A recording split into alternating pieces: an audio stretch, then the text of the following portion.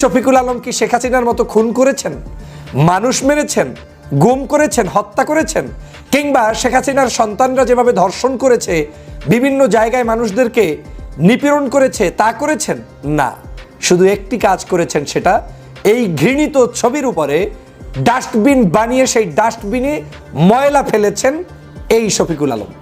এ কারণে আজকের এই শফিকুল আলমের উপরে নিজুম মজুমদারের এত ক্ষোভ।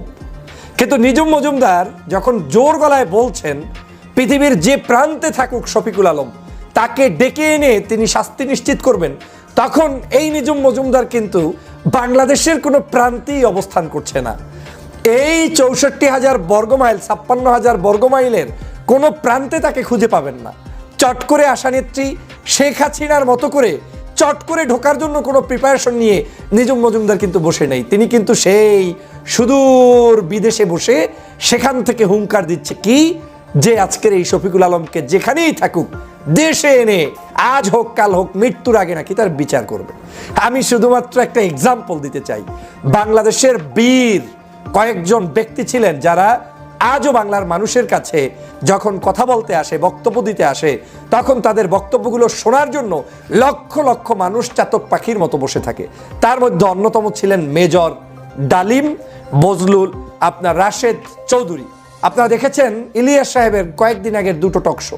এই অনলাইনে তিনি যখন টকশো কিংবা আলোচনার আয়োজন করেছেন, তখন দুজন ব্যক্তির, মেজর ডালিমের সেই লাইভটি একত্রে প্রায় 8 লক্ষ মানুষ দেখতে ছিল, এবং এই রাশেদ চৌধুরীরও লাইভটি প্রায় 1 লক্ষে একসাথে প্রায় একত্রে 2-3 লক্ষ মানুষ দেখেছিল কিংবা কম বেশি দেখেছিল। এখন সেটা হয়তো মিলিয়নে দুজনের ভিউ হয়ে গিয়েছে।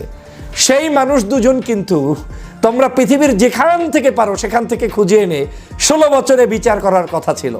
নিজুম মজুমদার সাহেব, 16 বছরে তাদের একটা পশম ছিঁড়তে আপনি পারেননি, আপনার দলের কেউ পারেননি। সেই মেজর ডালিম, রাশেদ চৌধুরীরা এখন কিন্তু বাংলাদেশের রাজনীতি নিয়ে কথা বলছে, 15ই আগস্ট নিয়ে কথা বলছে, দেশ বিদেশের সকল রাজনৈতিক বিষয়ে তারা কথা বলছে। শোনেন, পায়ের তলার মাটিটার সম্পর্কে আগে জেনে তারপরে বক্তব্য দিতে আসবেন। আমি জানি যে আপনারা পেইড এজেন্ট, আমি জানি যে আপনারা নিশ্চিত কোনো একটি গোষ্ঠীর দালাল, আমি জানি যে আপনার মূল মাকাম হচ্ছে এই দেশে সেই দেশে নয়, আপনার হচ্ছে ওই পার্শ্ববর্তী দেশ, দাদাবাবুদের দেশ।